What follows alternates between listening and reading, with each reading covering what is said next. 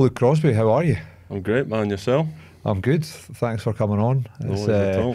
It's probably been maybe a month in the pipeline now since we were chatting about doing this, and obviously trying to squeeze it in with like your schedule and stuff like that. But yeah, I was seeing that you were doing some stuff like off the field, and our good mutual friend Dinky Ray, Big Dinky. friend who doesn't know Dinky Ray, that's Darcy Ray, teammate of Luke's at Edinburgh. He was saying that you should come on for a chat because you're doing some interesting stuff. So it's good to have you on. But how are you? Are you fit and healthy? Yeah, great. Back fit and healthy. Injured my shoulder the first game against Wales in the Six Nations. So now just getting back into playing. So be third game this week. Just getting back in it, but just enjoying it. Getting used to the body being a bit sore after it. You know yourself what it's like when you have a time off playing, you kind of go back and watch one of the rugby games and you hear the collisions and stuff, you're like, I'm actually... Don't fancy it. I don't fancy it. But once you're back playing in that kind of routine again, you're actually all right. So that's where I'm at just now. It is like that, isn't it? Like when you stand and watch after you've not like played for a long time, your body's not conditioned, you hear the noises, and that's what like your mum or dad or like your missus is hearing the whole time. Yeah. And you can see how it's like, they're like, maybe stop playing. But it's different when you're in it. I find like when you're actually playing it, you don't really think. You've got so much to think about, like all the calls and certain aspects, and so much stress that like running into contacts, you're not really worried about the actual pain of it. It's just when you're like you're injured, getting back, you're standing on the touchline, you're like, oh yeah, hopefully this off-field stuff goes well. You know what I mean? I know. It gives you a bit of time to do that, I guess. But it does. Like that's my interpretation of rugby as well. Like it looks a lot sorer and worse than it actually is when you play it. It's like you used to see those like videos online of like Muay Thai fighters and stuff like that kicking wood and bricks and shit like that. Like, yeah, like you're probably not going to feel getting kicked off someone or kicking someone on the bone after you've done that. And that's like playing rugby when you get conditioned up that you don't actually feel the pain. So how long was that then since what was the length of time that you were out for? I think it was around about 9 or 10 weeks. So grade 3 AC tear, so it was kind of three ligaments in my AC and then tore my delt in my trap. So that was probably the most painful one I've had. Because I remember I'm coming off, and then after the game I'm getting messages just like, oh, I seen you swearing on TV and stuff. But I'm coming off in the game into the tunnel with Mark Beale's the kit man. He was looking after me, like try to like hold me up because I'm in that much pain with my shoulder, like kind of hunched over holding it. And then the Welsh doctor's like, right, here's some cocodamol. And then I'm just like in that much pain, just swearing. Gives me the cocodamol, and I was like, how long is this going to take, Doc? He's like, 20 minutes. I'm like, you taking the piss? So then you just see his face, he's like panicking, he's like, oh, and then grabs out the green whistle. Look at the green whistle. So went through 2 of them, 2 green whistle. The thing is with the whistle, I never knew you need to blow back into the whistle. I've never had one. Have you not? No. So that was my first time doing it. So you're meant to inhale it and obviously blow back into the whistle, but I'm inhaling it and blowing it into like the Welsh doctor's face. So he's getting high. He's away with it.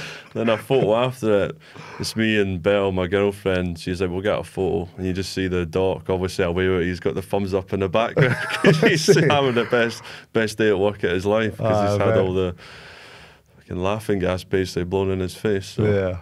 That's mental. I've never had that stuff, but there was a video kicking about on social media of it was like a Welsh rugby player who was like, I don't know if you've got man of the match, how it zooms in on the bench and you can see the other guy sitting around. One of the boys had the green whistle and he was like, it's just melting.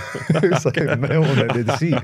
But what happens is it like, does it instantly just kind of kick in and is it pain relief straight away? Yeah, basically, just instantly. You kind of just inhale it and it just like kind of almost just feels like it relaxes you. Gets rid of the pain, but then obviously it comes back quickly. So I've done that, and then it eased the pain a lot that I could like sit up and almost hold a conversation. And unlike other painkillers, you think that's it, and then it just started creeping back in, and then I was just like, and they're like, suck the whistle. Oh my God. But so you would just have it for like, I don't know, half an hour, and you would just like... if that, probably so like often. 10 minutes just to like ease it initially. Like, for instance, if they need to manipulate something back into place, it's probably good for that, but I think it was just the initial, it was so high, so it kind of bridges the gap between the painkillers kicking in and then the green whistle at the start. I think that was probably why. So, do you know what's in it? What's in it? Like what drug, or is it like I think it's just nitrous oxide, just laughing gas. Oh, right. So it's like, I've never done laughing gas, like, but I know a lot of people have. So I wouldn't know what it was like. But yeah, so that, like, thinking about it, like, that's 9-10 weeks, like, by the sounds of things, it sounds like a pretty, like, rough injury. There's like 3 or 4 things going on. Were you pretty happy to get back in that amount of time? Because it probably could have been a lot worse. Like, yeah, it's tough. It was tough at the start because, you know yourself, like, you're playing in the Six Nations, so like first start of the Six Nations, like, it's a long process to get to that. If you look through, like, my whole career, obviously, I mean, we were in Scotland camp together. Yeah. So, like, coming in and out, like, not playing, not getting picked, going back, you're like, right, going in the squad, not getting picked, then you get your first cap. Then that was like the next level of, like, you've got first game and you're starting. So to get that and then take the knock was just a bit like, oh, you know, it's like 1 minute everything's like really high and then it's just like gone. Yeah. You're in the environment and then you're out of camp and you're doing rehab at Edinburgh. So it's a big difference, but I just kind of focused on getting it back stronger and just kind of, obviously, just grateful to be back fit now and running about. That must be tough, man. Like, obviously, that was first game, wasn't it?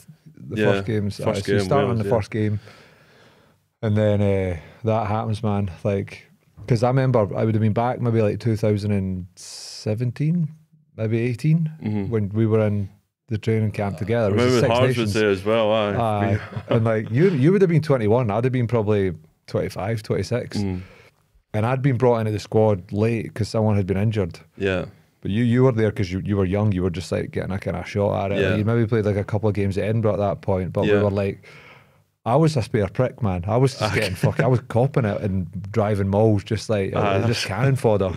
Yeah. And like, you were probably too young and you were there just maybe just to get experience. So there was like the two of us that were it's almost like battered. We had the same role, but it was a different kind of mindset. Like, I was there almost fresh to like the Scotland stuff, being like, oh, this is really good, going to advance everything else. But then once you're in the game, you have a better awareness of what your kind of role is in the squad. So we were both cannon fodder together, mate. We were. I remember being annoyed. Well, I can't remember the specifics of the situation, but I think I'd been obviously not included in the initial squad. Then I'd been brought in because someone had been injured. So I got a call a couple of days before camp started. Can you come in? A load of my mates were going to Amsterdam because they had 2 or 3 weeks off at Glasgow. The Glasgow Warriors did. So all the boys were going out there. And I said, right, I'm going to go into camp and I'm not going to get played. And it sounds really bad saying it because like, you're in a Scotland squad. Like, that's something to be grateful for. It's like an opportunity that most people would kill for. But like, at that point in my career, I hadn't been in for a couple of years and I'd played like 10 games at Glasgow and I knew I wasn't going to get playing in the Scotland squad, so I was on it. My attitude was bad. And actually, funny, like, I can talk about this now, but Danny Wilson was the forwards coach. This is kind of going full circle. He was the forwards coach at Scotland at the time. But I knew, like, I don't know, I wasn't fully there when I was like training. I was kind of distracted and I knew that the dynamics of me playing were probably not going to happen. And Danny had actually pulled me aside at one point and he said, like, are you all right? Like, you don't seem like you're really like present here.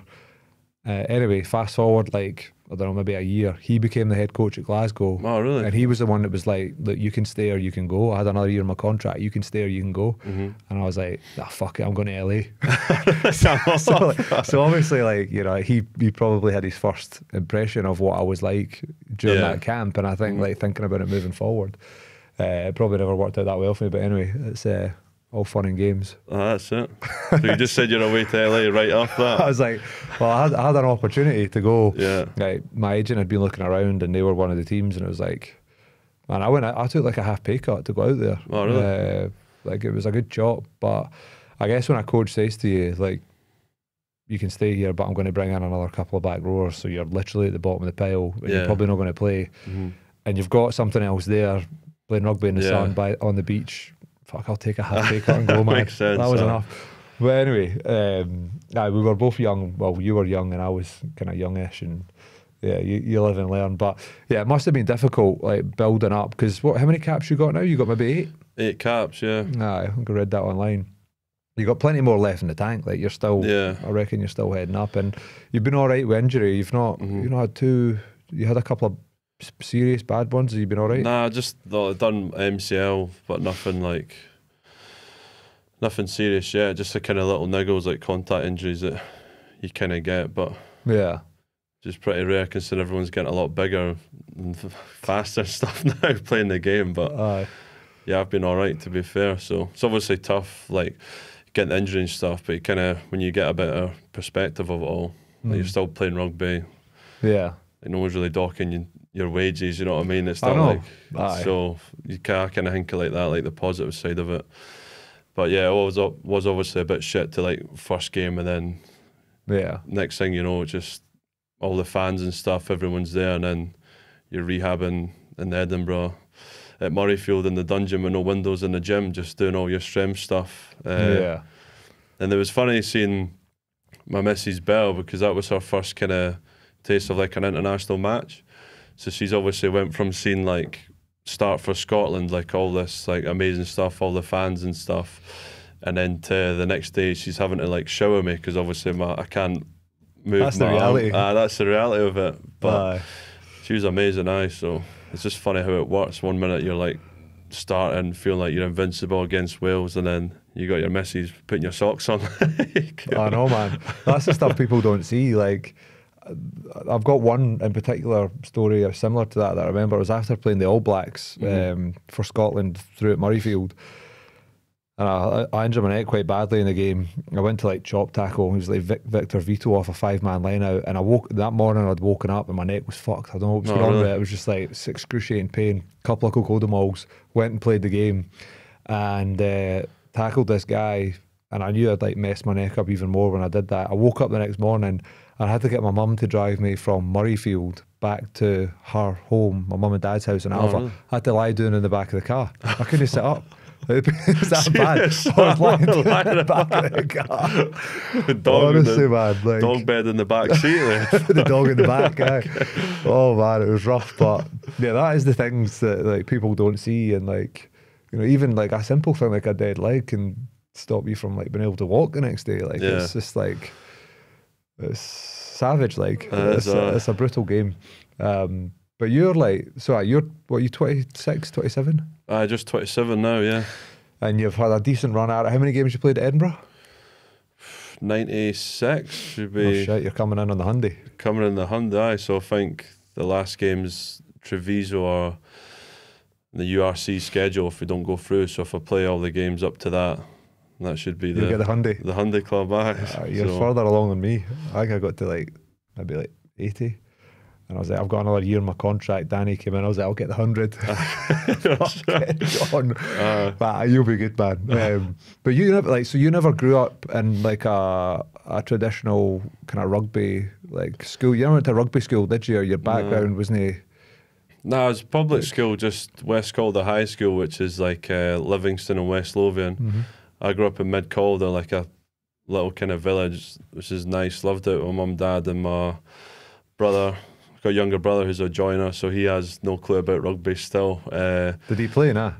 Nah, I think some of the tournaments when I was younger, I think my mum would drive me there. They just try and get him in just to make it look like he's joining in as well. But I remember just seeing him like catching the ball and just throwing it away. He had no interest. He was just there just to support me, but he didn't mind, which was great. But yeah, the school, not rugby at all. Like none of my family really like played rugby or knew what it was, so just kind of came across that myself at a walk with my dad, just seeing all these big blokes running into each other, and then was kind of like, I want to give that a try. And then from there started off at Livingston, then went through to Curry. But yeah, West Calder is very much kind of football. You know, it's like classic like Rangers, Celtic, Hearts or Hibs kind of that. Then everyone goes to school. Majority kind of leave kind of fourth year, get a trade, and then you get a handful stay on to uni. All my mates left at kind of fourth year or before that, as soon as they could. Then me and one of my mates stayed on and done the studying kind of side. But yeah, rugby's not really big over there, so. I was similar, man. Honestly, no one in my family played rugby either. Oh really? Me and my brother went when we were like 6, 7 years old, maybe, just to like the local rugby club. It was like Hillfoots Rugby Club, and that's when I started playing. Played for a few years, then went and played football and all the other sports, which I'm sure you probably did as well. But you You strike me as the kind of rugby player that has played a lot of other sports. Is that right? This is just me guessing based off your like athleticism. I played a bit of football. I was obviously shit at that. Two left feet. The big centre half, like done that stuff, and then I've been interested in boxing stuff as well. Really? Yeah. Doing some of that trying to incorporate that a bit more and see if there's something I'd like to do. Well, I can, if you know what I mean. I don't want to start it too late. If there's something I could do with it, kind of tail end in the next couple of years, next year or something. Would you like look at maybe, because you see like these boys out in Oz and that, rugby players that have like boxing fights and that. Would you do that? Yeah, 100%. Aye. Yeah, that's getting epic, man. I want to do it. Yeah, that'd be cool. It's just obviously hard aligning the two, but it's something I'd want to do. So how that looks, I'm not sure at all yet, but it's something I'd want to do, whether it's kind of after rugby or if I can fit in during. It's something I'd want to give it a crack and just kind of see what happens, put myself out there. So Sonny Bill Williams, man. That's like him. What was like so how did you get into boxing? Like, how did you first realise that like you could do it, or where did you do it? Was there a mate that was doing it at the same time, or? Nah, not really. One of my mates kind of done it a bit, and I've always been interested in it. But you know what it's like with rugby, you can't really be committed to it. It's mainly just always, I know like the kind of passions there. Went to a gym in Wester Hills a few times. Done some training and stuff there. Just in kind of, you know, the summer break when you've got like a few weeks off, instead of running like Bronco reps or something, you try and mix the training up a bit so you're not doing the mass runs up and down the pitch 3 days a week. So I've been there a few times like last year, but obviously since the Scotland stuff started and it got a bit more serious, I was like, right, I'm going to, instead of swapping out a kind of fitness session with boxing, I'm just going to make sure I'm doing my loading for my running and stuff. But it's definitely something I need to kind of get back on, and when I've got the time for it, whether it's in pre-season, try and get that ball rolling a bit more and see what happens with it. So yeah, that would be cool. Like, they're always looking for big units in like the boxing world. Like, see like big athletic boys. I was I played at the under 18s Commonwealth Games sevens. It was like in Isle of Man. It was like Scotland, England, Australia, all these teams, and we were like 18. But obviously when you're in the Commonwealth Games, all the different sports are there as well. And I was like a big lad at 17 years old, probably same size as I am now. And this boy who was the boxing coach came up to me and was like, "All right, big yin, you ever thought about taking up the boxing?" The boxing? It's like, yeah, that's probably a compliment, but no, I've only ever had playground scraps. Like, I've never been in in fact, I did, me and Jamie Batty, we were in a boxing ring one time.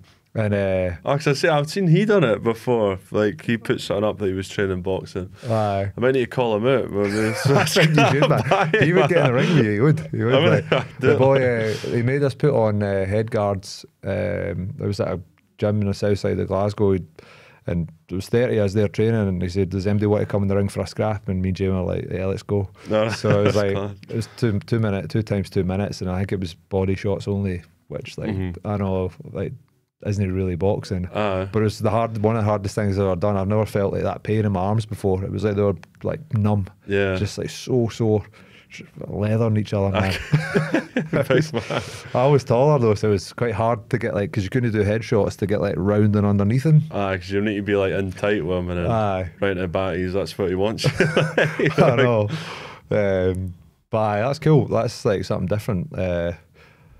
It's a great sport, man. Like, you never know what could happen. Like, if you like, one of my mates that played at Glasgow, Big Nick Campbell, he's I think he may be like Scottish heavyweight champion now. I've seen him. You've probably seen him. But I played when I came into rugby at Glasgow Warriors. He was involved. We're both in the academy at the same time. He played for another few years and then got into the boxing. So there's something to it, man. Like, no idea yet, and obviously it's just kind of something I want to do. How that happens, you know what it's like. If you want to do something, you need to go for it and kind of figure out the route on the way. But it's kind of where I'm at now. Aye.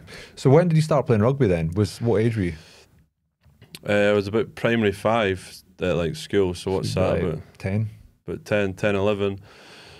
Started there at Livingston. Yeah, and just loved it. I mean, I got to Livingston, it was a great club to like start with.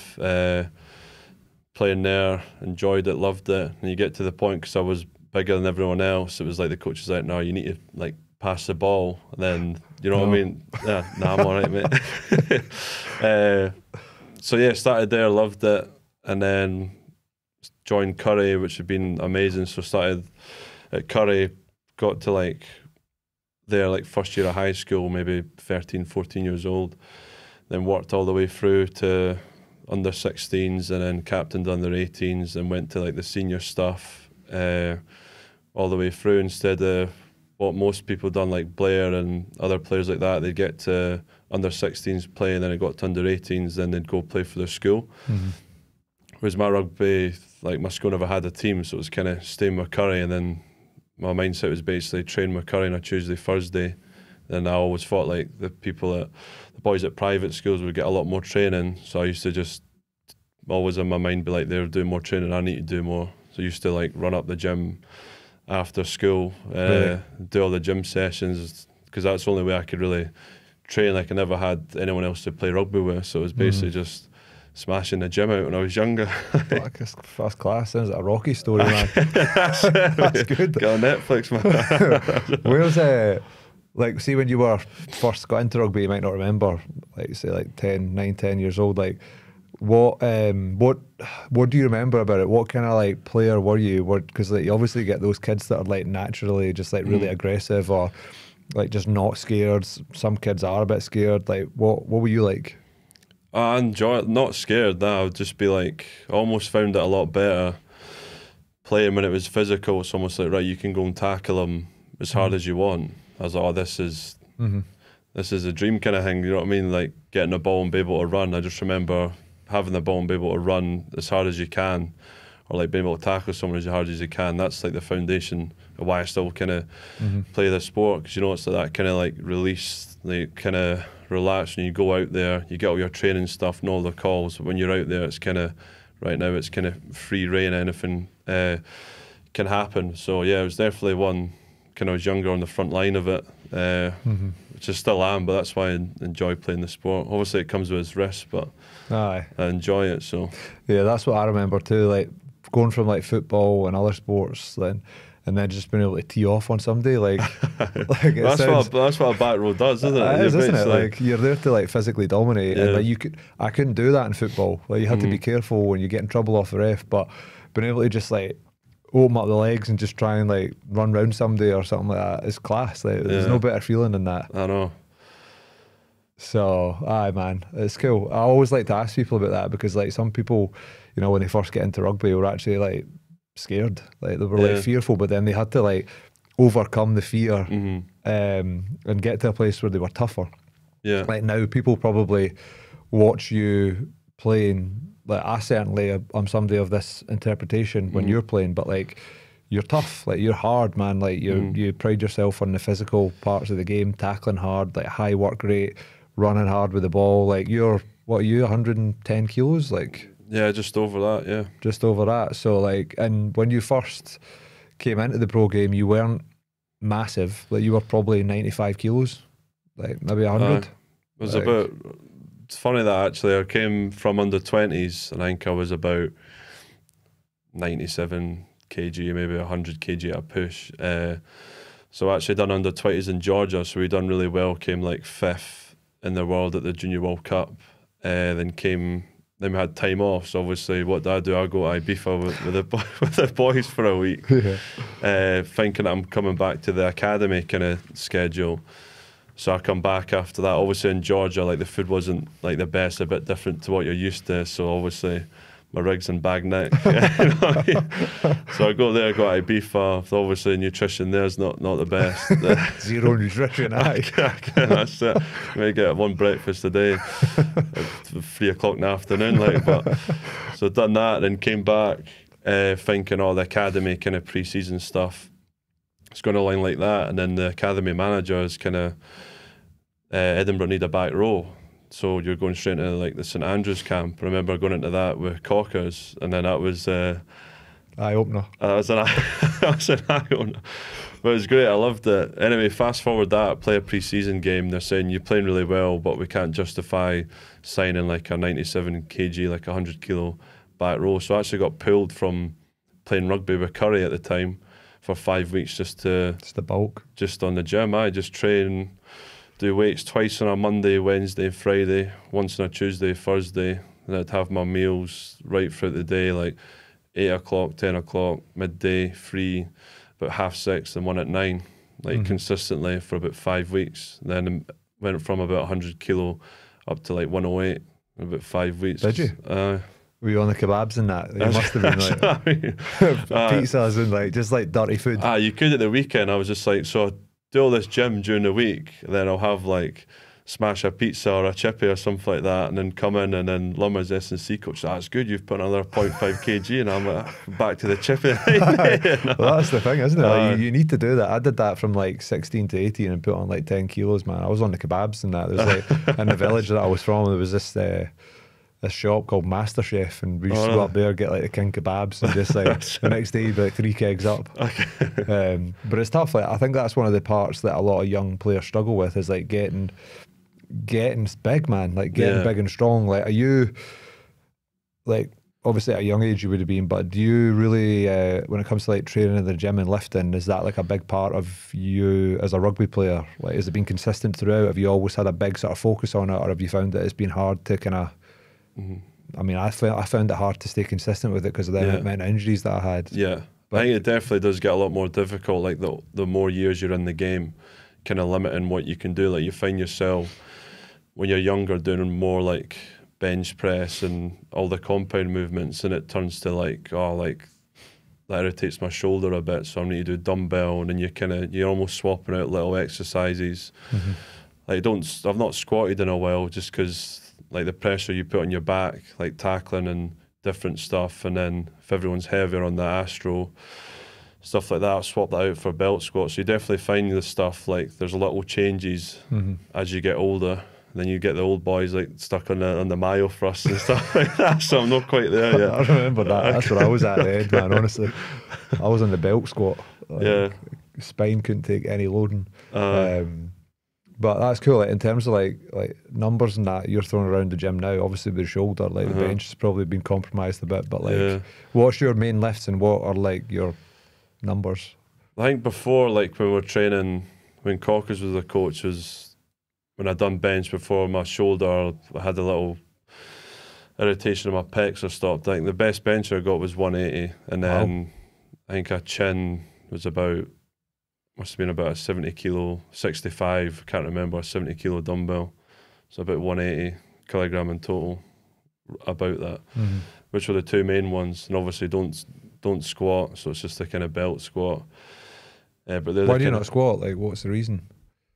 Just the back. I just feel like the load that I'd put on to like get like strength from my legs would just compromise my back. Like if you're doing it before you're doing units and then rugby, if you're putting like 200 kilo on the bar, or not that I could squat that much then now, like, but if you're putting a lot of weight on it, I just feel like I could tighten my back up. So the shift becomes like, as you get older, shift priority becomes what you can do on the field rather than in the gym. Whereas when you're younger, you're not playing, so you need to kind of show yourself in the gym. So then now I'm at a point, it's just doing both as much as I can. Yeah, I get that. Yeah, I pushed myself too hard when I was in the gym as a youngster, and it just compromised me, like with injuries, like hamstrings and fucking stuff like that. But yeah, surprisingly, I think like a lot of rugby players don't squat. Like, it's quite surprising from like when people hear that from other sports, you think, oh, like you must be squatting, like you need that weight through the back, but you actually don't. Like for the last 3 years, I sort of did like more like lunging, like heavy dumbbell lunges, and then belt squat. Yeah. And I didn't feel as good as I did when I was younger, but like, I was on the field, so that's all that matters. I know you get the front rows that are big on it, but apart from that, it kind of varies. So you end up saying if boys are playing like every week, you're playing 80 minutes or whatever, the amount of load you can actually put on you is different. So. Yeah, I've never under like somebody like Matt Fagerson or like Xander, man. They'll play, well, this is when I was playing with them, they'll play 80 minutes and then be doing like 130 kilo power cleans on a Monday and lifting back squatting. I'm like, I never understood how they did it. I couldn't do that. Like my body just wouldn't allow for it. And like everyone's somewhere on the spectrum, like of wherever it is, and it's mental. See, when it comes to like you're obviously a tough player, but like If you were to like break down like toughness and like from your own perspective, like what is it? Like, you know, there's obviously like the commitment element to being tough that I think, because a lot of folk do struggle to be tough, like, you know, like, and you could talk about this from a rugby perspective, which is like, you know, toughness to me would just be like full commitment, like, you know, a reckless abandonment to your body when you're out in the field, you're just fully fucking going for it. But there's not many people that you see, there, obviously in the pro game there is, but when you move out of that, there's less and less guys that have the ability to do that. So like, if you were to like, where did you learn it? Where did it come from? Like, I'd say like the toughness stuff, whether it's like physical or like stress, it's just like for me, it's like dealing with a task at hand. So if you're playing a game and say, for instance, you get a dead leg or something's kind of in pain, it's almost just like focusing what the task in hand is. So where it's a 5-man line out and I know I'm defending and I need to tackle this person, that's me dealing with a task rather than kind of going with a narrative that, oh, I'm really sore, this is painful. And it's kind of distraction from the task. So whether that's kind of doing what the team needs of me, so the team need me to fulfill my role, it's going to help us win. So you kind of almost not associate with the kind of the pain and try your best to kind of focus on, put your energy in, I need to tackle this person, this is where I need to go in the line out. It's almost like controlling your thoughts in a way. Yeah. But in terms of like coming through, the way I got into rugby was different. So it's kind of always felt like I was competing against the boys at like private school because they had more rugby. So always like, I need to do more, I need to do more. And then the opportunities that I got when I was younger at a trial game where you're under 16 or whatever age it was, like I'd maybe have 40 minutes on the pitch, was like the other players might have like at school with that coach throughout like the whole year basically and play that game. So I don't have any margin for if I get a knock or I get distracted or to blame anyone else apart from me, because I'm very aware that I have like 40 minutes to play in this game and I really need to show what I can do. And if I don't do it, me saying it's because of this or because of him or that's the way the game went isn't going to help anything of where I want to be. So it's kind of, I think that's just kind of stuck with me. Like I'll never blame anyone else or always look like what I done or what I could do better instead of kind of offsetting the blame and make yourself kind of feel better in a way. Yeah, so that's a really good point, man. That's a hard thing to like, that's a hard place to kind of get to at a young age, like it is. But I can see how if you always felt like you were behind, like you were the underdog and those guys were getting a bit more coaching and whatnot, then you would come from that place. Was like, would you say when you were coming into the game, was it all, or say like from, I don't know, 16, 15 till when you got your academy contract, was it all kind of up like that? Were you always getting like better and better? Did you have any like moments of like real questioning and like, I don't know if I'm going to make it here, like am I good enough? Like was there any like doubt or? Yeah, like there was stuff like with Edinburgh, when I first came in, before went to the St Andrews stuff, there was a brink there. It was kind of like, oh, we don't know if we can have you in the squad. There might be options to go down to Nice, or like that was like a pretty quick conversation. But I don't know. I always just stuck to like irrelevant of what like external happens. I just kind of believe that I'm going to make this happen like one way or another. Like irrelevant if I get dropped this game or I don't play well, like I'm still going to try and figure out a way to get there. But it's just different coming through. Like you go into the game for different reasons. Like I just had a fear of being skint basically, and I wanted to play, and I felt like rugby was a route that I could really do it. So like seeing obviously like growing up people at your school or whatever, and from your area maybe going down a different route. So that's kind of made me kind of see that and be like, right, I need rugby's my kind of avenue that I can like really focus on, and it's an avenue I can grow. And now I'm at a point that I've done that. I want to obviously keep doing that and keep pushing on as many Scotland caps as I can be in with Edinburgh. But it's basically, I'm at the point now it's like utilising that along with off-field stuff. So I think it's just just maximising what I can and do and put myself out there and seeing what happens basically. Yeah.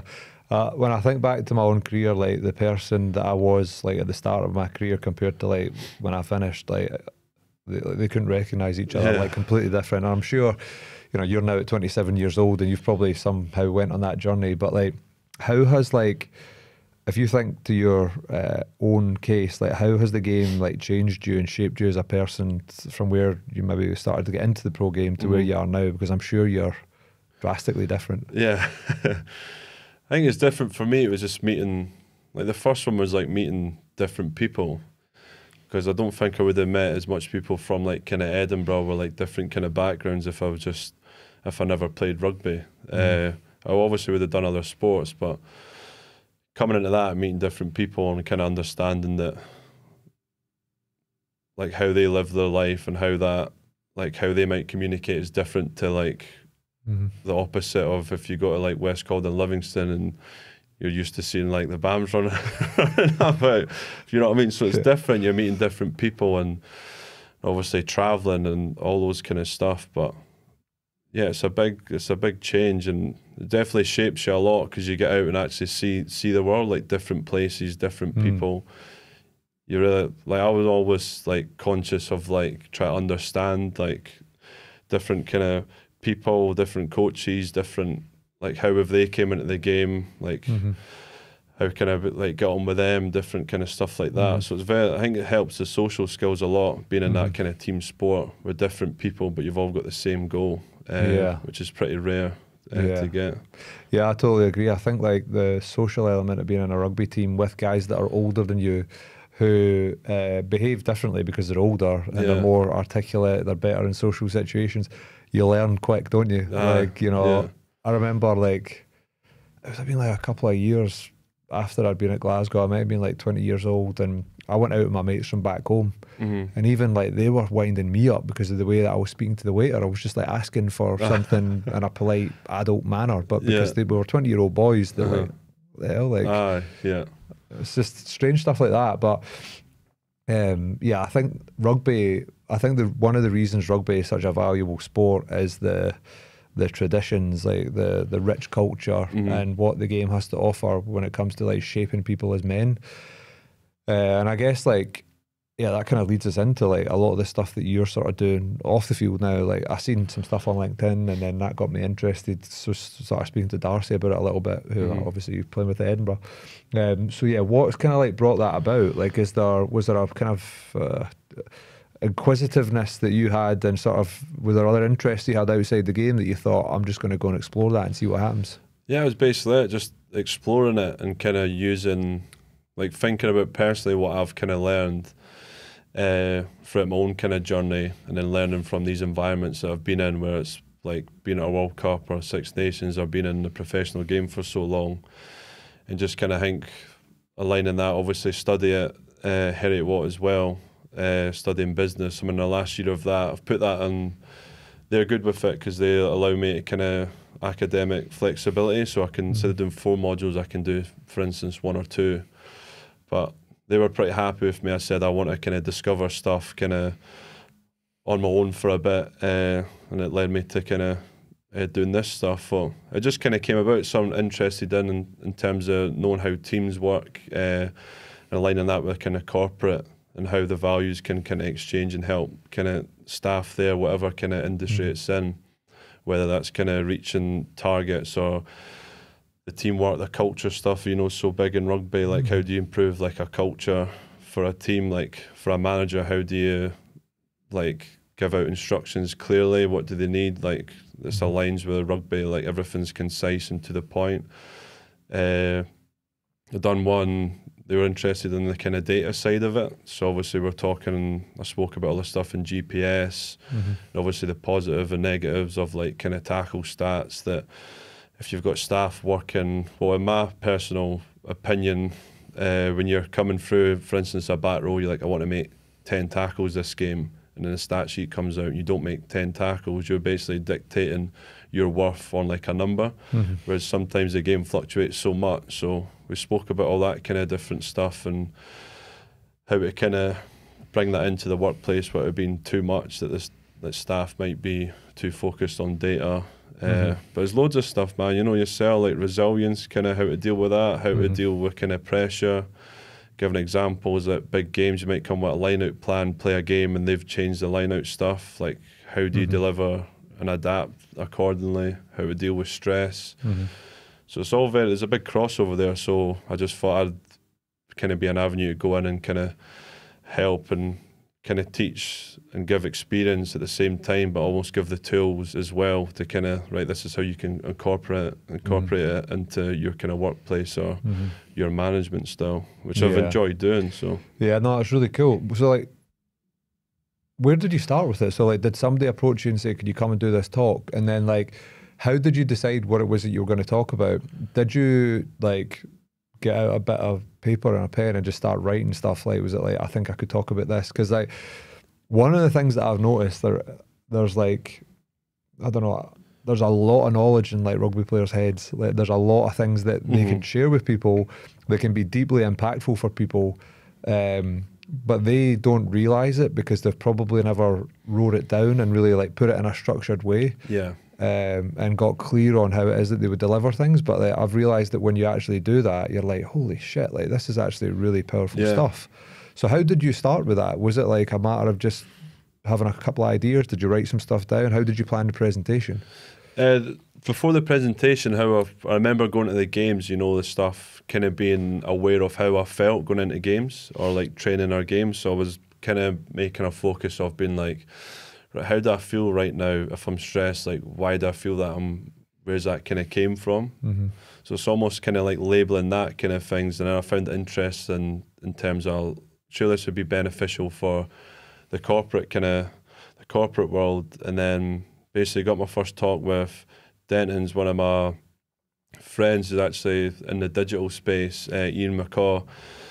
So we had one with Denton's, they got me across, it was kind of a sit-down kind of meal. They were talking about, not that I know much about, all the digital, like AI, all this kind of stuff. Then I was to talk about data, but it was basically that. Like, he came to me and said, could you do a talk? And I was like, well, what do you want for me to touch on? Because I've got loads of stuff that I can kind of tailor towards what you kind of need. And then that was the first one, kind of data. Then I've got my other friend, who's actually a medium, kind of spiritual stuff. So he wanted one, he held an event, he spoke, they had a psychologist there, they had an astrologist as well, and then I done a kind of, focused on the kind of mindset stuff of how to get to where you want to be in terms of like the little battles that you get every morning, like, I don't want to get up at this time, I should get up, you know what I mean, do what you should rather than what you feel, in a sense that if you do what you feel in every moment, you're sacrificing what you want for what you actually want for what you want at the time.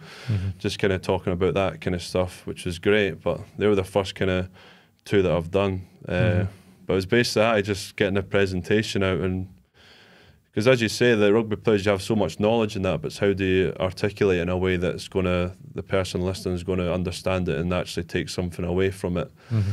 Because you learn so much, like meetings, playing, this pressure, like fans, the stress you go under, the lifestyle, like nutrition, like these are all things that you can incorporate in those little battles, like you get up in the morning smashing 6 eggs, you know what I mean? It's right, like man. That.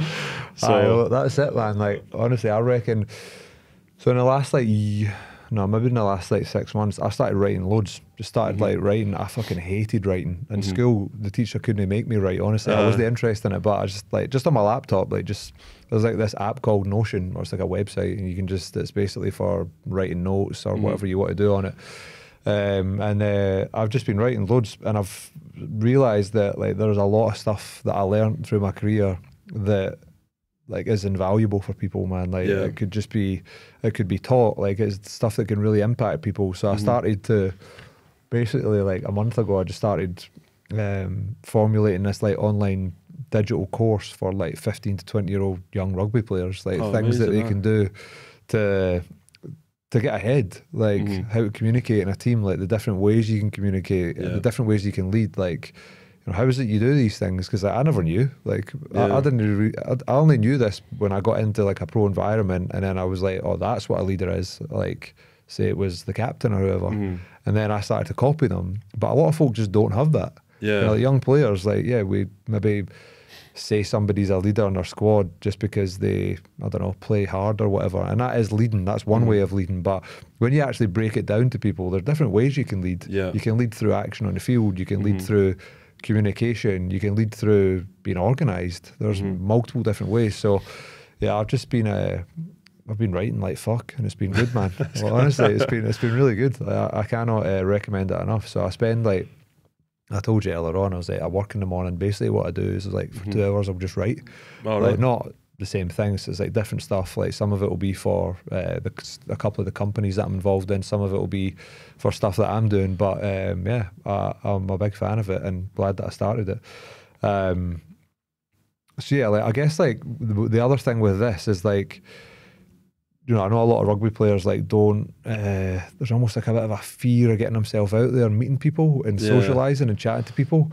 You don't seem to have that, or like, did you have that at one stage and now you don't? Because like to go out and do these things takes a bit of a, just like, fuck, I'm going to go and do this. Like, no, 100%. Like, it's the same what you were saying, like looking back when I first came in, you would never expect that I'd be going like doing talks off my own kind of back.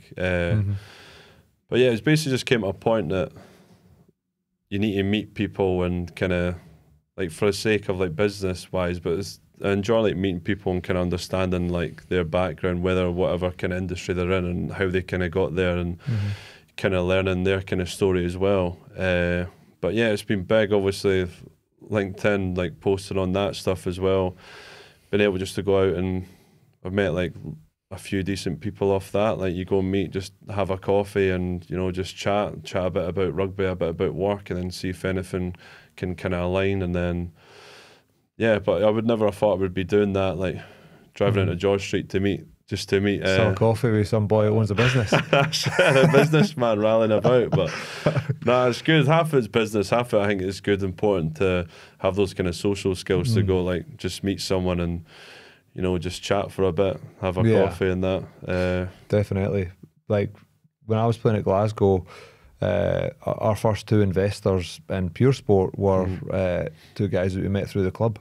Oh, amazing. One of the guys was like, this was early on, this was after about a year starting it, but that was how like the company was founded for the first wee bit. It was through a guy putting in like 50k and then another guy putting in 75k a wee bit later. And that just came through going out and speaking to people. Like, so mental, man, like how things like that could come about. And, you know, those guys have continually, like every investment raised that we've did in pure sport, they've went again. They've put more money in and they've kept following their money every single time. So, and then one of the guys actually introduced me to his mate who had another company, and I now do a bit of work for that company. So, and this was like 8 years ago we first met.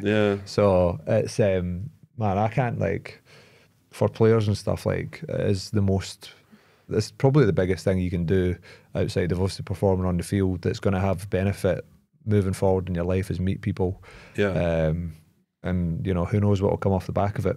Yeah, especially like taking it in your own hands as well. Like when you're younger you have an agent, but it's important that you do some stuff as well, because you're going to need to learn that kind of skill set. Like when you stop playing rugby, like if you're relying on an agent or stuff to do all those kind of things, then by the time you stop playing, you're going to need to learn that all again, like how to organise certain stuff, go out and meet people, or even like organising an event yourself, or even negotiating a fee for it, like all those kind of like uncomfortable things. Even if it's, you just need to put yourself out there. If it goes to shit, it goes to shit. But you need to put yourself out there.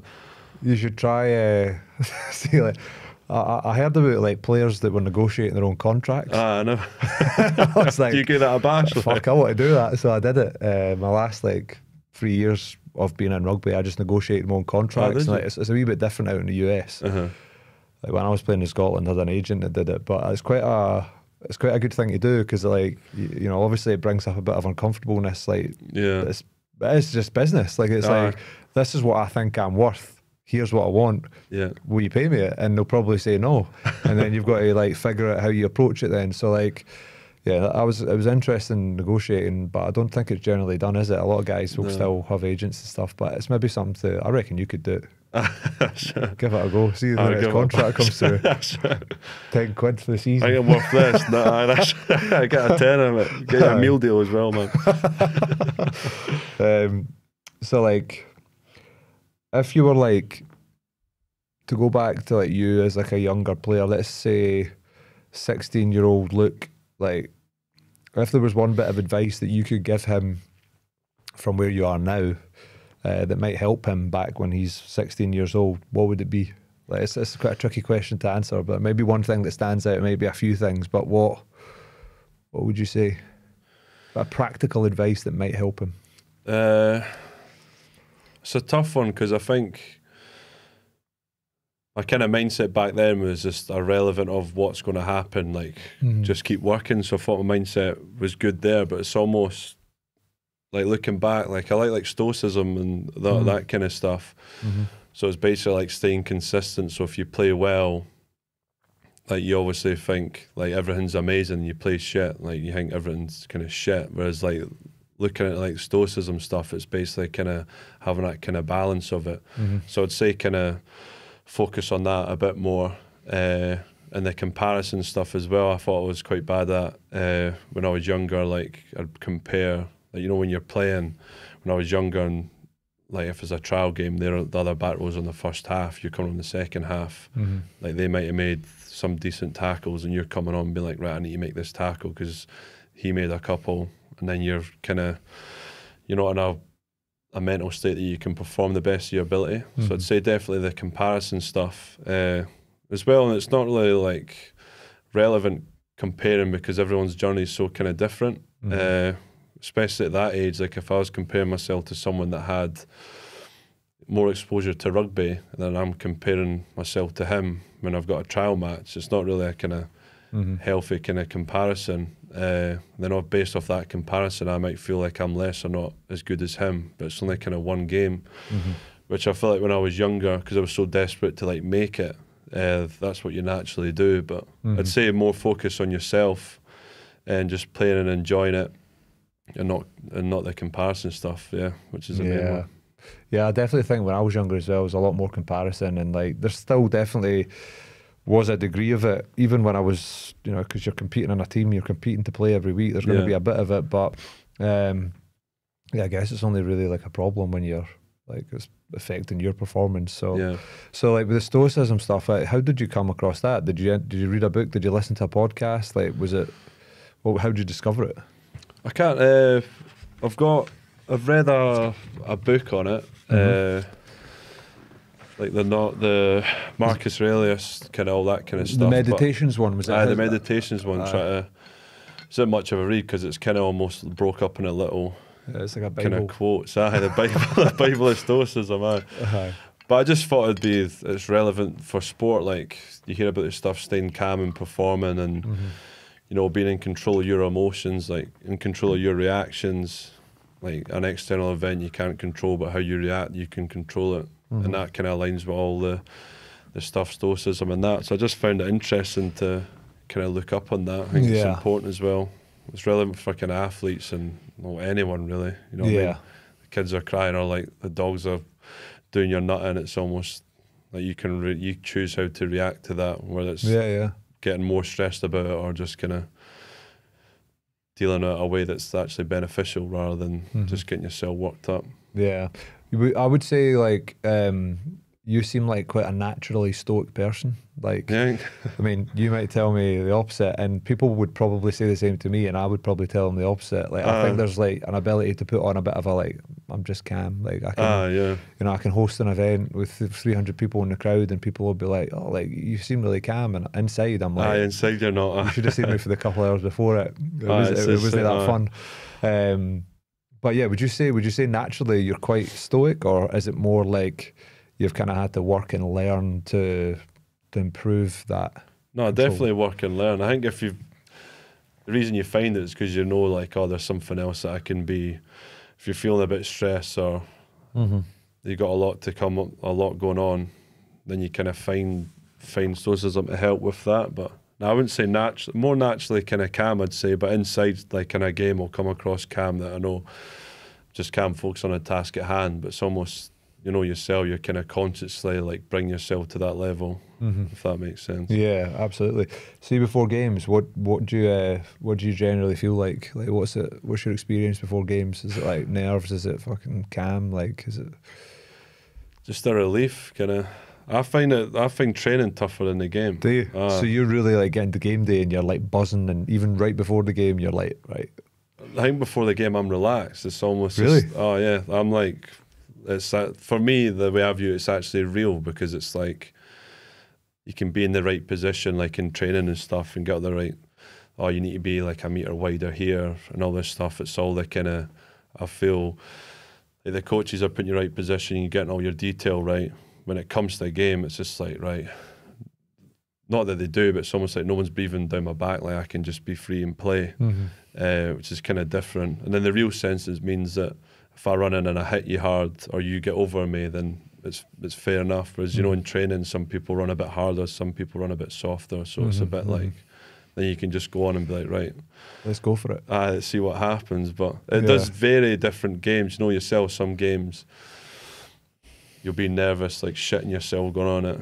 You get that battle of that, oh, I don't want to be here. And then you're like, no, I really want to be here. And then you get in the pitch, you're like, no, I love it, I want to be here. Yeah. But it's always that kind of battle. Yeah.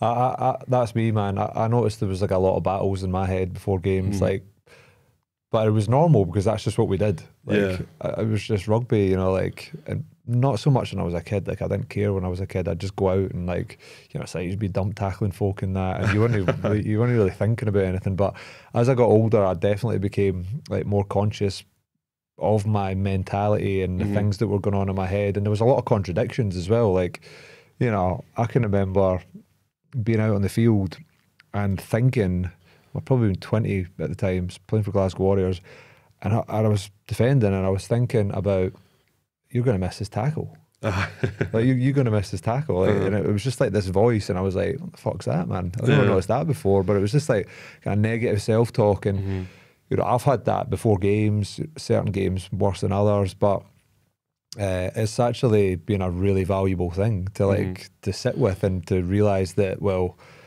it's just conditioning. It's just like fucking stuff from ages ago, like whatever it might be. It could have been like an emotion that's almost like stuck in your body from when you were 10 years old or whatever. Who knows what it is? But you know, I think like there's this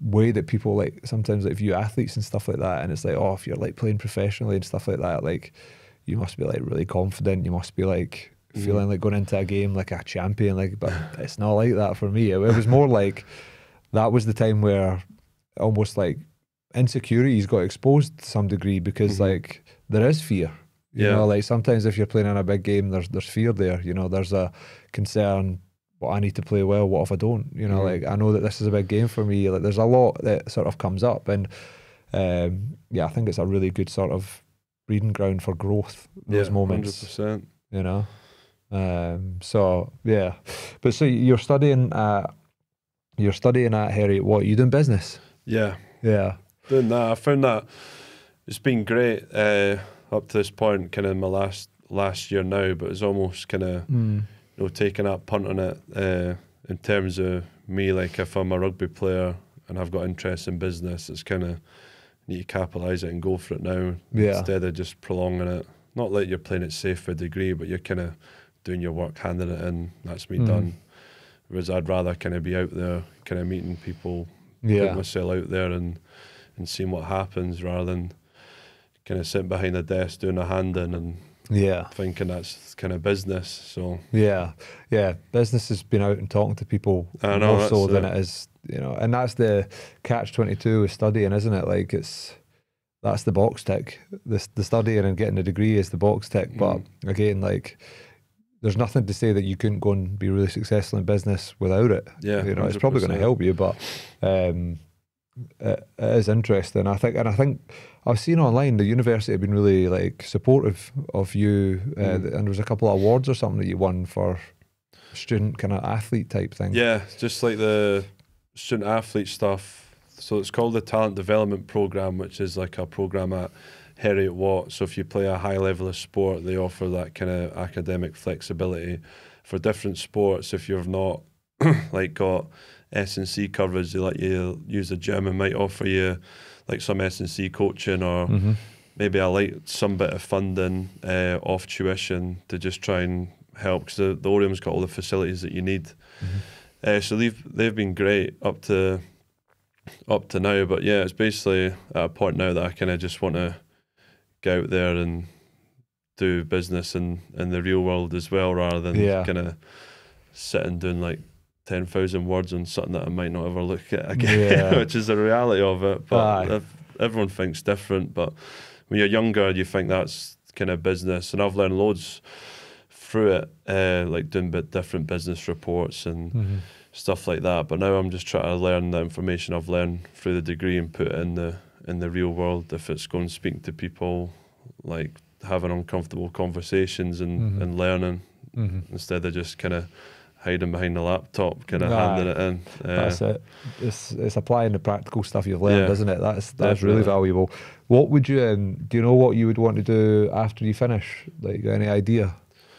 I'm not 100% sure yet. I know I've got like a big passion for kind of business stuff. My mum does business development for the Edinburgh airport, so hearing and kind of learning from her, like she does all the cool stuff like negotiations and different kind of usage of space and how to maximise like consumer expenditure when you go through the airport. Like everything's placed in a way to make you kind of spend and make sure everything's there. Doing that, try to start something up. My girlfriend's been a makeup artist for 10 plus years, and then she's had ideas about maybe getting a salon and stuff. So I'm more like the logistics kind of guy that I was like, right, let's just make this happen. Let's just go for it. So we're out last night driving around for about 3 hours, looking at places to let for our salon, which would be her doing makeup, but doing an academy to teach people how to do makeup, because there's not too much of that going on. So it's basically helping with that.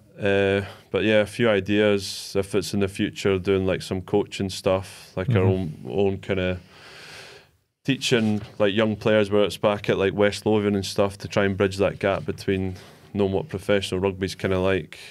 Maybe like a week's training or a few days training to try and bridge that. But pretty much at the stage now, I want to kind of put it in place and just learning as much as I can about business and incorporating what I've learned from rugby and applying it. So yeah, I think athletes make really good business people, because like you said earlier on, it's like when you've got something to do, you just need to remove the distractions and do it. Yeah, like it doesn't matter what it is, but like that's really, I think, the crux of like decisions in business. It's like you've got to be able to decide things quickly. You've got to be focused. You've got to know what you're doing. And like, yeah, I mean, the hardest thing that I would say about business is like nobody really knows what they're doing.